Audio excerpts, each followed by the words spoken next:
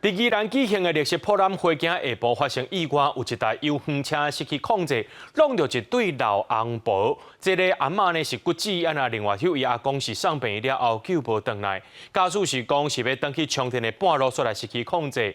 宜兰县的代理县长就表示，明仔这绿色普栏花休困一天，检察官也去到现场指示，讲这台弄到人的油箱车要送到疏分局。游客围在油箱车边啊，做伙要甲车夹起来。下晡差不多1点半，立福园区发生油箱车启动游客，造成有人红缀伫车下骹，大家做伙甲车扛起来，要较紧甲缀伫下骹的人救出来。结果一个穿红衫乌裤的老先生红扛出来，但是敢若是无喘气、无心跳，随着有人用 CPR 甲抢救，边仔的人紧叫救护车。叫救护车了，叫了。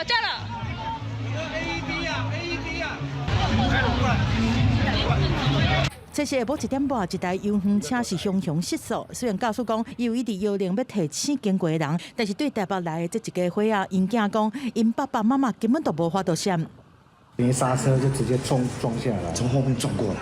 人要闪嘛，他就直接这样碾过去了嘛，那个闪都来不及闪就碾过去了，直接碾过去就碾在车底下啊。轰动到这对翁仔某的囝婿不满驾驶，想到伫出车进前无先做检查，竟然造成这么严重的意外。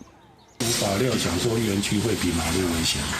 油箱车迄当阵弄过来是真惊人，直接甲路顶弄到断去，顶条佫掉伫车底，车底尤其是一大堆口痕。驾驶讲，迄当阵车无电，拍算要驶登去充电，伊讲是伫个路架的路段，这档啊完全无作用。是因为在下坡的时候踩不到刹车，应该我就一直碰到，然后也有喊说，波动，对，没有刹车，是，他可以做的都做了。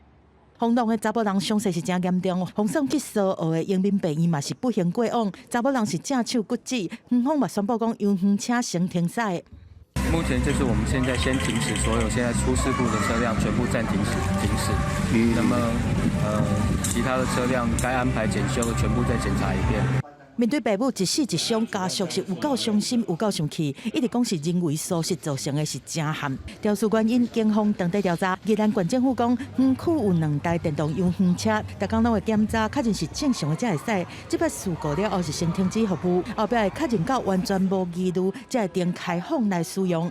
记者综合报道。